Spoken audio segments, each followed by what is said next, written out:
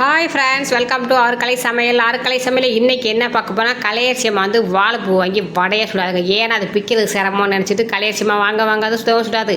நம்ம அதுக்கு நேரத்தில் சுட்டு கொடுக்கலாம் சூப்பராக அப்படின்னு சொல்லிட்டு ஒரு வாழைப்பூ வாங்குங்கன்னா வாங்கி 3 நாளாக ஃப்ரிட்ஜுக்குள்ளே தூங்கிக்கிட்டு இன்றைக்கி செஞ்சிடலான்னு எடுத்தாச்சு. வாழைப்பூ வெளியில் வாழைப்பூவை வந்து அந்த எதில் பிச்சுட்டு அந்த கொத்தாக இருக்கிறத கையில் எடுத்து உள்ளங்கையில் வச்சு ஒரு தேய்ச்சோம்னா அது மண்டையில் ஒரு கொப்பி வச்சுட்டு ஒரு நரம்பு ஒன்று வரும், ஒரு எதல் ஒன்று வருங்க. அதை ரெண்டையும் பிச்சு போட்டுட்டோம்னா அவ்வளோதாங்க. ஒரு நரம்பு ஒரு எதல் ஒன்று இருக்கும், அதை பிச்சு போட்டுட்டா சூப்பராக செத்த நேரத்தில் எவ்வளோ வாழைப்பூ இருந்தாலும் பிச்சுலாம்.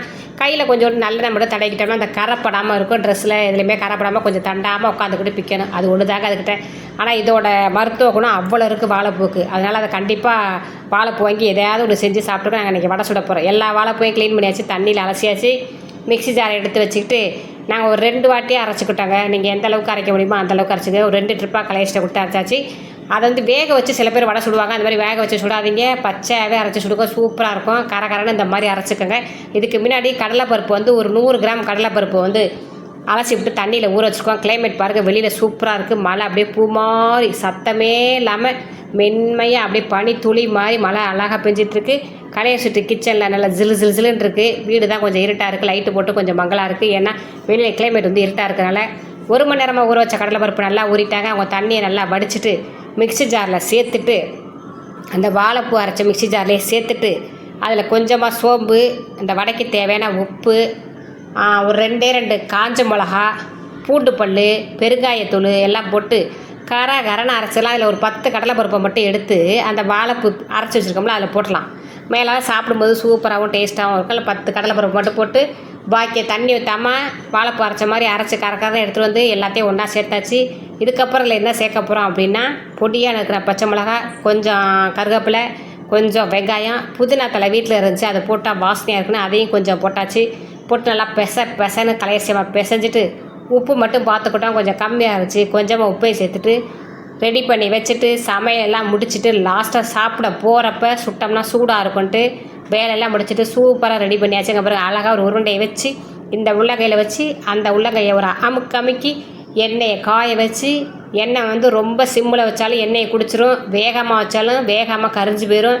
மீடியமாக வச்சுட்டு அந்த ஆயில் பாத்திரத்துக்குள்ளே எத்தனை வடை கொழுதோ அத்தனை வடையை உள்ளே இறக்கி விடுங்க. அவங்க பாட்டு வெந்துக்கிட்டு இருப்பாங்க.